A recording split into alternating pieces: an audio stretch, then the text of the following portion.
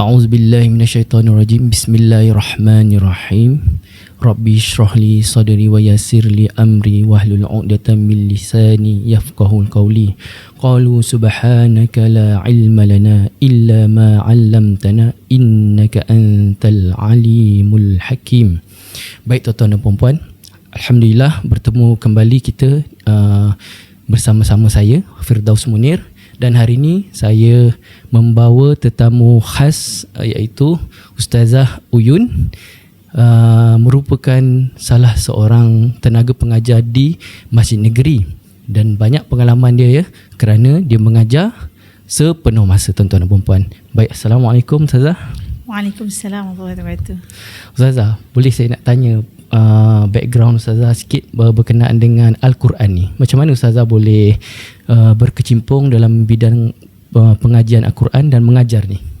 Okay, bismillahirrahmanirrahim. Nama diberi Siti Nuraini binti Muhammad Samsudin, ataupun lebih dikenali sebagai Ustazah Uyun lah. Dan alhamdulillah saya start mengajar bermula daripada 2010 sehingga sekarang, alhamdulillah. Dan berbagai tempat lah kan. Jadi permulaannya adalah daripada keluarga lah asalnya. Daripada kecil memang saya dibesarkan dengan makcik saya. Makcik saya ni guru Quran juga dengan suami dia. Jadi terinspirasi mungkin dari situlah kan. Kita mengikut dia ke masjid daripada kecil. Kita tengok dia mengajar orang, dan lama dia dah terbiasa. Jadi kita dari kecil pun kita dah biasa dengar mengaji. Dan alhamdulillah, dan daripada situ membawa kepada sambung belajar hingga ke Mesir. Alhamdulillah. Dan setelah kembali tu telah terus meneruskan legasi makcik saya, insya-Allah, mudah-mudahan. Oh, mengajar Quran. Ya. Di Mesir Ustazah di Al-Azhar ke? Ya, saya di Cawangan Mansurah, dalam bidang qiraat, ijazah sarjana muda lah. Oh, boleh saya tahu tak macam mana kalau anak-anak muda kat luar sana, mana tahu nak sambung belajar di Al-Azhar, macam mana langkah-langkah dia, syarat-syarat kita nak masuk Al-Azhar tu? Oh ya, kalau yang untuk daripada bidang qiraat ni, kita kena melalui daripada Darul Quran. Tapi sekarang ni lepas SPM pun boleh lebih better masuk Darul Quran dulu, ambil diploma, dan akan sambung ke Mesir dengan ijazah lah, insya-Allah. Maknanya Ustazah lepas balik daripada Mesir tu, Ustazah terus fokuskan pengajian mengajar Quran, Ustazah? Ya, betul. Oh, subhanallah, Masya Allah. Dan sebenarnya ada satu lagi sebab. Ketika mana saya belajar di Mesir, Syekh saya kira macam amanah lah, satu amanah. Dia kata, kau hidup dengan Quran, kau tak akan rugi. Tak pernah lagi orang yang hidup dengan Quran, kehidupan dia akan rugi. Jadi dia kata, aku tak nak kau lari daripada bidang ni, kau teruskan dengan Quran. Dan dia kata bawa qiraat ni ke dalam Malaysia, kata dia. Alhamdulillah berkat mulut dia, sehingga sekarang alhamdulillah masih lagi dalam bidang yang sama. Subhanallah. Memang saya agak kagum lah, dan saya amat-amat menghormati guru-guru yang berada di Masjid Negeri ni, terutamanya Ustazah, Ustaz Hafiz, dan guru-guru saya, Ustaz Burhanuddin, Ustaz Humaidi. Semua kebanyakannya daripada background yang memang daripada kecil dengan Al-Quran. Alhamdulillah. Seronok saya dapat berkenalan dengan Ustaz, dengan Ustazah semua. Baik Ustazah, hari ni sebenarnya saya jemput Ustazah untuk dalam podcast ni untuk sama-sama saya mengulang kaji berkenaan pelajaran iaitu Nun Mati dan Tanwin. Dan ada beberapa topik dalam Nun Mati dan Tanwin itu, Ustazah. InsyaAllah kalau Ustazah berkelapangan, boleh tak Ustazah bantu saya dan penonton sama-sama kita belajar. So Ustazah suggest untuk surah apa hari ni, Ustazah? Okay, InsyaAllah kita masuk dalam surah Al-Bayyinah lah. Al-Bayyinah. Muka surat? Muka surat 598. Surah yang ke-98. Okey, baik. Amin dulu, silakan Ustazah. Okey, insya-Allah bismillahirrahmanirrahim. Seperti mana yang diminta, insya-Allah hari ini kita akan cerita sedikit tentang hukum nun mati. Yang mana kita tahu hukum nun mati ni sebenarnya dia ada pecahan di dalam tu. Dia ada 4 pecahan. Yang pertama kita sebut dalam hukum nun mati ini ada izhar halqi, yang kita sebut sebagai izhar halqi. Yang kedua adalah idgham. Dan di dalam idgham ni kita pecah kepada 2, iaitu idgham ma'al gunnah dan juga idgham bila gunnah. Yang ketiga adalah iqlab. Dan yang terakhir baki daripada huruf-huruf yang ada, iaitu ikhfa haqiqi. Okey, jadi 4, insya-Allah kita akan membincangkan 4 tajuk ini di dalam surah Al-Bayyinah, insya-Allah. Okey, baik. Jadi untuk tajuk yang tajuk pertama, Ustazah nak terangkan berkenaan izhar halqi, insya-Allah. Okey, baik. Okey, secara keseluruhannya izhar halqi ni adalah hukum di mana nun mati ataupun tanwin bertemu dengan 6 huruf, iaitu hamzah, ha, ain, ghain, kha, ha. Okey, dia ada 6 huruf. Jadi ketika mana nun mati ataupun huruf yang tanwin, yang mana asal kepada tanwin itu juga adalah nun mati, kan? Bila bertemu dengan 6 huruf ini, maka kita akan membaca dengan izhar. Okay, izhar ni maksud dia apa? Izhar ni maksud adalah jelas, nyata dan terang. Pun begitu, kita ambil sedikit lah, saya tambah sedikit. Di dalam nun mati ni, huruf nun ni mempunyai satu sifat yang tak boleh lari daripada diri dia, iaitu kita sebut sebagai gunnah. Pun begitu ketika mana kita menyebut izhar halqi, yang kita kata dibaca dengan jelas, kadar dengung itu mesti ada pada izhar. Sebab dengung ni ada beberapa martabat lah. Dan kita ambil martabat, kita sebut terus kepada izhar ni, dia adalah martabat yang keempat. Jadi dia ada 5 martabat dengung ni sebenarnya, gunnah ni, tapi kita ambil martabat yang keempat, iaitu izhar. Jadi ketika mana membaca izhar itu mesti kena ada dengung sedikit. Jadi kadarnya semakin berkurang kan. Jadi dia tidak terlalu dengung lama lah. Contohnya kalau kita tengok dalam surah Bayyinah ni, kita tengok pada ayat yang ke, Allahumma salli ala sayyidina Muhammad, ayat yang pertama, lam yakunil ladzina kafaru min ahlil kitab. Jadi ramai di luar sana sebenarnya kalau kita perasan membaca lam yakunil ladzina kafaru min ahlil kitab, seperti berhenti. Sebab apa? Bila ditanya, hukum itu adalah izhar, Ustazah katanya. Kan? Betul izhar, tapi di situ ada sifat yang tidak boleh lari padanya, iaitu gunnah, dengung. Jadi ketika mana membacanya perlu ada hukum, perlu ada dengung idgham itu, tapi kadarnya sedikit. Lam yakunil ladzina kafaru min ahlil, di mana kita akan merasa dengung tu yang datangnya daripada batang hidung ni, khayshum ni. Dia mesti ada kadar sedikit dengung. Kerana bila sebut izhar halqi ni, dekat situ selalu menjadi persoalan. Kenapa ada dengung, Ustazah? Sebab huruf nun ini tidak boleh lari daripada sifat gunnah tersebut. Ini ramai yang macam tak ambil ni sangat, tak ambil tak alert sangat dengan benda ni. Tapi saya ceritalah di sini untuk pengetahuan bersama. Boleh dikatakan nun mati dan mim mati ni dia ada sifat asliyah dia tu, gunnah. Ya, betul. Sifat asliyah dia itu. Maknanya asli dia tu memang ada dengung lah, sebab kita tak boleh tertahan kalau kepada khusyun. Kan macam mana kita nak kan, kalau kita sebut macam tu kan tak boleh, mesti ada rasa. Kan. Tapi dia ada tawasud dia lah. Dia ada. Okey, baik. Baik, insya-Allah saya cuba baca. Kalau salah Ustazah cuba tolong betulkan ya. Insya-Allah. A'udzubillahi minasyaitonirrajim. Bismillahirrahmanirrahim. Lam yakunil ladzina kafaru min ahlil kitab. Alhamdulillah. Maknanya asliyah gunnah tu ada, Ustazah? Ya, betul. Okey, yang kat sini kan saya tengok kat situ min ahlil kitab ni iaitu nun mati bertemu dengan hamzah tadi. Ya. Oh, itulah huruf izhar halqi tadi, Ustazah. Betul.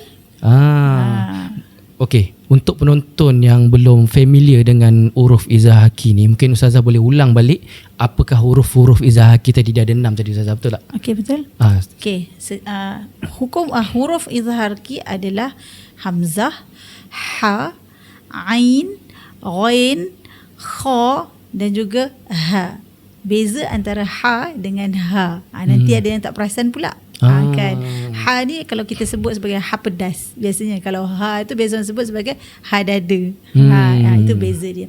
Tapi mereka ni ada tergolong dalam huruf izhar halqi. Kenapa kita sebut izhar halqi? Sebab semua huruf tu, keenam-enam huruf itu keluarnya daripada halqi. Iaitu halkum, kerongkong. Okay. Jadi sebab itu disebutkan sebagai izhar halqi. Okey, baik. Maknanya dekat sini apa-apa saja 6 huruf izhar tadi, nun mati bertemu dengan 6 huruf izhar dibaca jelas, nyata dan terang, Ustazah. Betul. Okey, baik, insya-Allah. Macam mana kita nak dalam Al-Quran tadi, macam mana kita nak identify kalau kita tak ingat tadi 6 huruf tadi, Ustazah? Kebanyakan orang buat tajwid ni nak hafal 6 huruf tu berat dah. Betul. Kalau untuk orang awam, macam mana kita nak identify tadi nun mati dia tu macam mana? Okey. Alhamdulillah, soalan yang bagus. Dan kalau kita perasan, kita dekat mana-mana satu dunia ni kita menggunakan Quran resam Usmani. Sebab itu dinamakan Quran resam Usmani. Sebab apa? Mana-mana kita pergi bentuk dia sama. Tulisan dia sama. Kerana macam tadi kan disebutkan ada orang yang tak boleh ingat. Jadi kita kena belajar kaedah resam Usmani. Sebab itu kita sebutkan kaedah resam Usmani. Sebab apa resam Usmani? Mengikut tulisan yang ada yang pada Quran.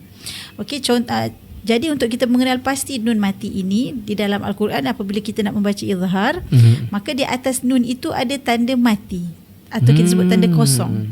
Cuba perhatikan pada ayat yang pertama tadi, lam yakunil ladzina kafaru min ahli. Kan di atas nun tersebut ada tanda mati ataupun tanda kosong itulah. Kan. Jadi bila kita jumpa tanda itu, maka dia adalah izhar. Di atas nun mati kita sebut izhar halqi. Tanpa kita menghafal ke 6 huruf tadi, Ustazah. Ya, betul. Itu antara satu kaedah lah. Maknanya dekat sini kalau kita tengok ayat 1 tadi tu, ada juga nun yang tak ada tanda. Maknanya bezanya izhar tadi, nun atas nun tadi ada tanda sukun ataupun mati. Ya, betul.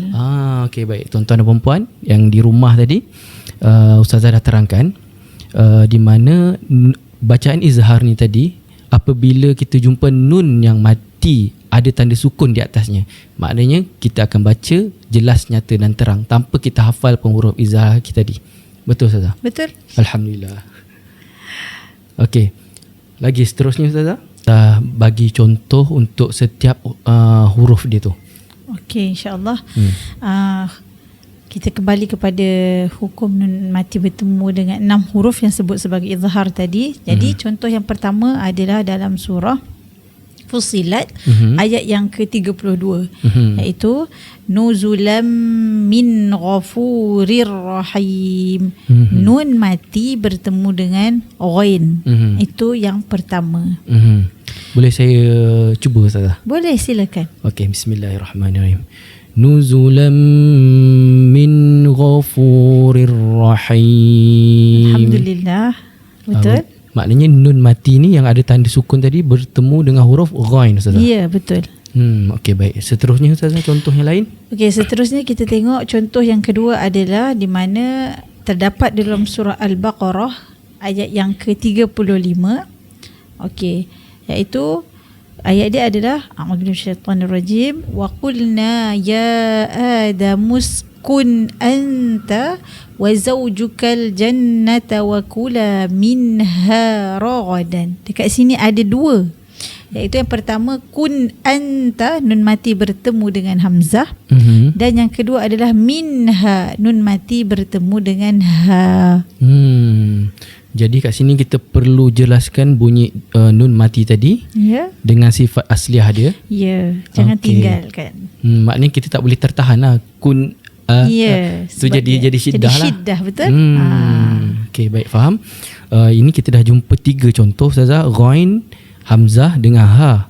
Ada lagi tak contoh yang lain, Ustazah? Okey, contoh seterusnya adalah di mana bertemu dengan huruf ha, iaitu dalam surah Al-Qari'ah ayat yang ke-11. Okey, iaitu narun hamiyah. Iaitu di situ adalah tanwin yang asalnya nun mati juga bertemu dengan huruf ha. Okey. Okey, baik. Seterusnya Ustazah, contoh yang lain untuk huruf yang lain pula. Okey, huruf yang lain adalah kita tengok pada surah Al-Baqarah ayat yang ke-74, iaitu di mana ayat dalam contoh surah dalam ayat ini kita nampak adalah nun mati bertemu dengan kha. Dan ada lagi satu tanwin bertemu dengan ain. Okey, Firdaus boleh baca kot ayat ni. Auzubillahi minasyaitonir rajim. Minha lama yahbitu min khasyatillah. Okey, dekat sini Ustazah nun mati bertemu huruf kha ya Ustazah. Ya, betul. Okey, yang seterusnya ni tanwin bertemu ain. Ya. Auzubillahi minasyaitonir rajim. Wa mallahu bighafilin amma ta'malun. Alhamdulillah. Jadi cukup. Semuanya ada 6 huruf. Jadi daripada contoh-contoh yang kita sebutkan tadilah. Okey, maknanya dalam Al-Quran ni tak semestinya dekat surah dan ayat dan surah ni saja kan Ustazah? Ya, betul. Maknanya hukum Quran ni dekat dalam Al-Quran banyak. Ya, betul. Okey, baik, insya-Allah. Okey, insya-Allah. Setelah kita selesai yang pertama tadi, kita bawa yang kedua pula yang kita sebut sebagai idgham. Yang mana saya kata idgham ni dia ada pecahan. Di bawahnya ada 2. Iaitu yang pertama kita sebut dengan idgham ma'al gunnah, ataupun sesetengah kitab sebut idgham bi gunnah. Di idgham ma'al gunnah ini maksudnya adalah masuk beserta dengung. Yang dinamakan masuk beserta dengung tu bila kita masuk ke dalam huruf tersebut dan dalam masa yang sama dengung itu jangan ditinggalkan. Okey. Jadi idgham ma'al gunnah ni pula ada 4 huruf, iaitu yanmu. Dalam kata yanmu. Apa yanmu tu? Ya, nun, mim dan juga waw. Okey, ketika mana nun mati ataupun tanwin bertemu dengan 4 huruf ini, maka kita sebut dia sebagai idgham ma'al gunnah. Tetapi perlu diingat dia ada syarat. Idgham ma'al gunnah hanya berlaku di dalam 2 kalimah sahaja. Okey. Ini mungkin kita tak perasan. Tapi untuk macam izhar halqi tadi berlaku juga dalam 1 dan 2 kalimah. Tetapi untuk idgham ma'al gunnah dia hanya berlaku di dalam 2 kalimah. Okey, baik. Kerana apa? Okey, saya terangkan terus di sini. Kerana bila 1 kalimah dia akan, kita tak sebut idgham dah. Kita sebut dia sebagai izhar mutlaq. Okey, izhar mutlaq yang hanya ada 4 kalimah di dalam Al-Quran, iaitu bunyan, qinwan, sinwan dan juga dunya. Ini 4 kalimah ni dalam 1 kalimah. Dalam satu perkataan. Okey, baik. Jadi syarat pertama adalah 2 kalimah, 2 perkataan di dalam 2 perkataan yang berbeza untuk idgham ma'al gunnah. Kalau tak silap saya Ustazah, bila kita tengok pada surah ni, pada ayat yang kedua tu, betul tak? Suhufan mutahharah. Berlaku betul. Pada tanwin bertemu dengan huruf mim tadi Ustazah. Ya, betul. Maknanya kita kat situ dipanggil idgham ma'al gunnah. Betul. Iaitu tanwin bertemu dengan 4 huruf tadi. Ya. Mim, waw, nun, ya. Ya. Ini salah satu contohnya lah. Ya. Tanwin bertemu dengan huruf mim Ustazah, betul tak? Ya, betul, insya-Allah. Okey. Cara bacaan dia Ustazah, kalau kita nak identify ni, bila kita tengok dalam Quran, kalau yang untuk orang yang susah nak menghafal huruf dia 4 tadi, ataupun yang ni saya rasa memang kena hafal kan Ustazah kan? 4 huruf ni dia kena hafal sebab dia akan ada kekeliruan sedikit nanti. Okey, kalau macam kita belajar resam Usmani ni sebagai kaedah untuk kita menentukan bacaan kita dengung atau tak dengung biasanya. Untuk kita mengenal pasti dia adalah hukum dalam sesuatu bab, dalam satu tajuk, kita perlu tahu apa huruf dia. Itu beza. Kadang-kadang kita tengok orang ni pandai membaca, tapi dia tak tahu hukum tajwid.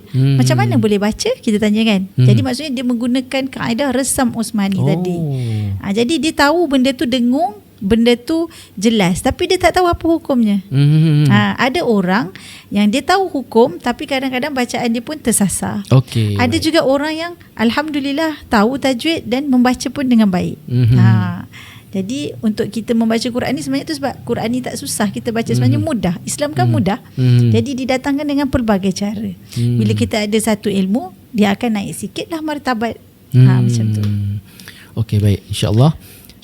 begitulah dia salah sedikit sebanyak perkongsian yang Ustazah terangkan berkenaan dengan hukum tadi izhar. Yang ni kedua pula idgham. Idgham bi gunnah ataupun idgham ma'al gunnah. Yang ni contoh-contoh yang kita tengok tadi tu iaitu tanwin bertemu huruf mim. Ya. Ada tak contoh-contoh lain yang Ustazah nak terangkan dekat penonton? Untuk idgham ma'al gunnah. Okey. Kita ambil contoh yang pertama daripada surah An-Nisa ayat yang pertama. Okey, di situ ada beberapa tetapi dalam huruf yang sama, iaitu nun mati bertemu dengan nun dan juga tanwin bertemu dengan waw. Okey, saya rasa Firdaus baca dulu ayat tu baru kita jelas nanti. Okey. Saya ambil daripada allazi tu boleh Ustaz? Boleh. Ke daripada awal? Allazi boleh. A'udzubillahi minasyaitonirrajim. الذي خلقكم من نفس واحدة وخلق منها زوجها.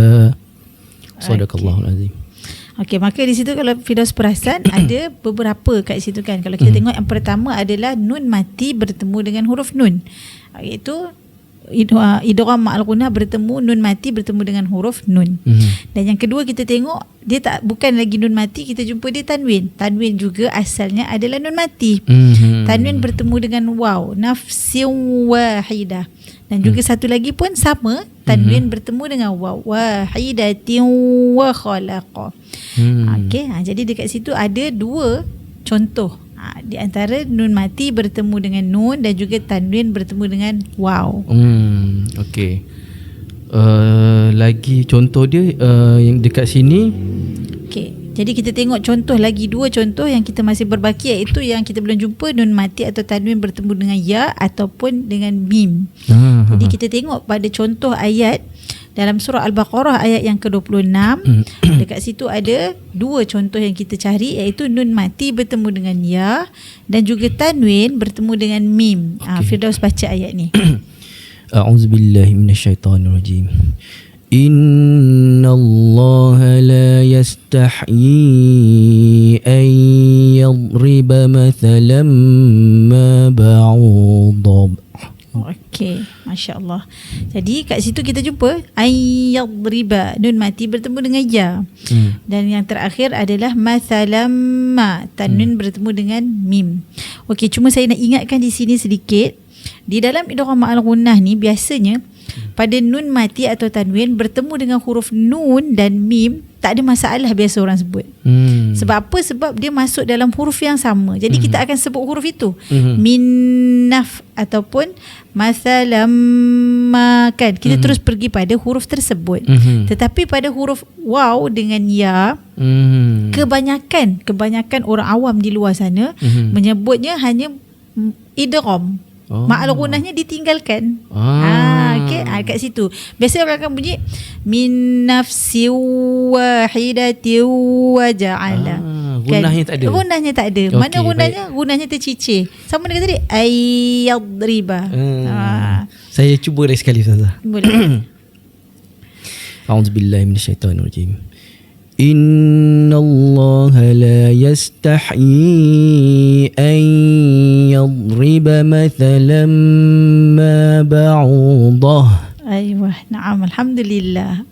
Itulah cara kita praktikkan pada huruf ya dan juga waw. Okey, bila kadang-kadang kita tak perasan. Sebab tu bila sebut idgham, apa kadang-kadang bila tanya idgham, sebut idgham adalah dengung. Bukan. Idgham ni adalah memasukkan. Ma'al gunnah tu yang kita katakan dengung. Jadi masuk dalam huruf waw ataupun ya, dalam masa yang sama kekalkan dengung yang datangnya daripada khasyum. Itu kena jaga. Okay. Betul. Ayyadriba. Baik, insyaAllah. Kalau saya ada kesilapan yang saya tak sedar tu, saya terus tegur pun tak apa, insyaAllah. InsyaAllah. Saya sebenarnya memang betul-betul nervous kalau dua orang guru. Sebenarnya dalam kamera ni tak nampak tau, ada dua orang guru saya kat sini. Allahumma salli ala Muhammad.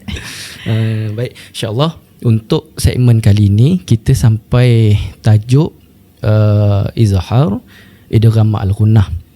Untuk tajuk seterusnya insyaAllah kita akan kembali untuk episod yang akan datang. Itu pun jika Ustazah ada kelapangan. InsyaAllah. Baik, saya akhirkan dengan surah wal asr innal insana lafi husr illa alladhina amanu wa amilus solihati wa tawassaw bil haqqi wa tawassaw bis sabr. Assalamualaikum warahmatullahi taala wabarakatuh. Assalamualaikum warahmatullahi wabarakatuh.